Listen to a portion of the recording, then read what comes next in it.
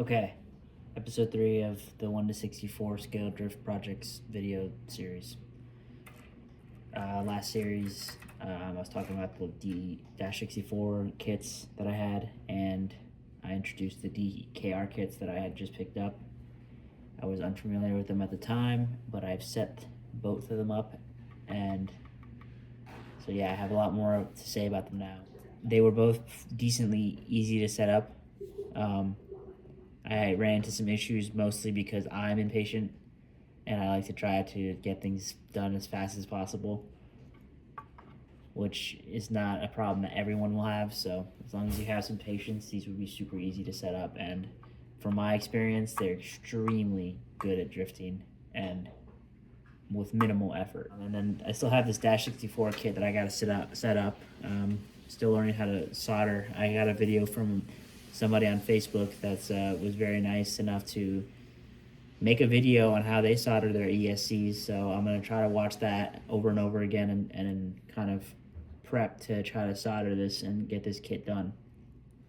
So yeah, that's the last update. Dash 64s. The rest of the kits are done, and I've just been drifting them pretty much. I post videos whenever I drift them. So yeah, love Dash 64 still.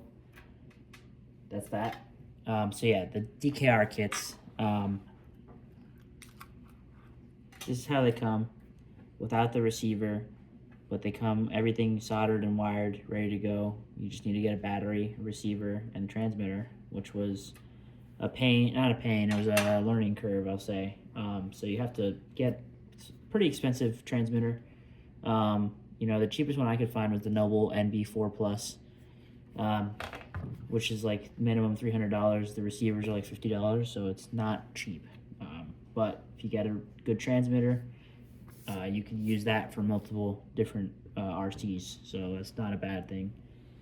And also usually you get what you pay for, so it's really not a bad thing that you're paying this much, but just know, forewarning, that the cheapest one that you're suggested to use is pretty expensive.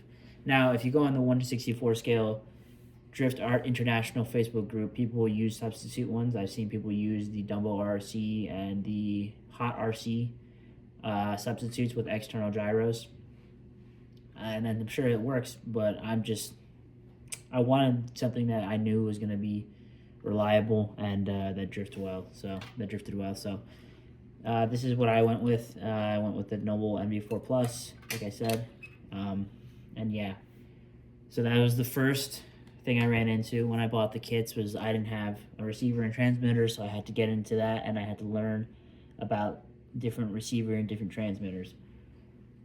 That was fun, and when I first got them working, it was a whole nother learning curve with trying to get the receiver to interact with the transmitter, because it's a third-party receiver, and it was a whole thing. Like, it was basically failing for a long time, and then I had to troubleshoot it, but I got it working now, so it works fine. But yeah, it was an issue that you might run into as well if you use certain third-party receivers. When I got the kits, I didn't realize there wasn't like a fully adjustable wheelbase. You only get 2 wheelbases, which is fine. I just wasn't aware. So I had some trouble fitting the bodies that I wanted originally. So I just picked 2 new bodies that fit the wheelbase kind of well. I went with the Hot Wheels Premium Mitsubishi Lancer Wagon and the Jada Nissan Z, both 1 to 64 scale. And they're both pretty similar size. Had awesome detail, and I liked the design. So this one fit with minimal effort. The only thing I had to grind out in the front was a little bit of the front of the wheel well here and here. That's it. That's all the grinding I did. I had a problem setting up the mount, so I ended up gluing, and then so the window got covered in glue, so I had to figure out how to remove the glue. But other than that, it's fine. It fits well. It's magnetic. It's totally fun. It works, and it drifts pretty well. Drifts decently, and the fitment is not bad. It looks pretty decent. And once I get the windows cleared up or covered with decals, it's going to look a lot better. And then the Mitsubishi I just got set up, but it took a lot more work because I had to drill out the front and the back of the wheel wells. So it was a lot of drilling, and but yeah, I got it done and it works, and it's drifts way better than the other one actually, oddly enough.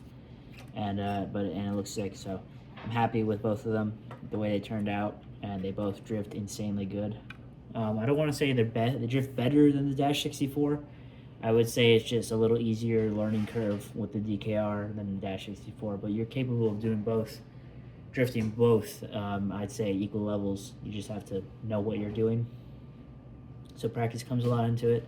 But yeah, that's the 2 DKR kits that I completed. Last video I had just the chassis, so this is what they look like now. I had some work is still need to be done. I have the rear bumper done. I have to finish the front splitter and the side skirts, but this thing drifts and it's working fine, and so does this thing. And then the only thing that's left to do with this is to clean off the windows so that there's no more super glue. But yeah, these are the 2 completed kits that were not completed in the last video. That's the only update I have so far, but there are a lot of more updates to come because I have the NES R on the way. It should be here tomorrow, so that's going to be another whole nother video. But I have the ESL 64 on the way, which is a new kit that a guy from Facebook just created. And then I have the DKX, which is another kit from the same creator as the DKR, and I went over this in the last video. The DKX just has a linear servo and independent rear suspension, so it's supposed to drift a little better and handle a little bit better, but to be honest, for the money, the DKR is insanely good. It drifts insanely good, and it's only like 120 bucks. Now again, you have to get a receiver and transmitter, but the chassis itself is capable of a lot for the money.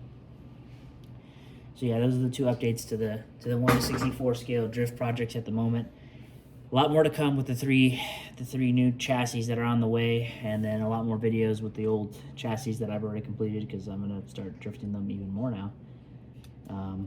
And yeah, I'm gonna start a new project, probably a new series soon, where I'm building a diorama for drifting. I have this tabletop that we were gonna get rid of, but I kept the tabletop, and basically we're gonna try to use it to make a little diorama. I want to try to make a parking lot or a night or not a city, and yeah, that's it's gonna be another series. But for this one, the 1/64 scale projects, this is the latest update, and yeah, thank you for watching.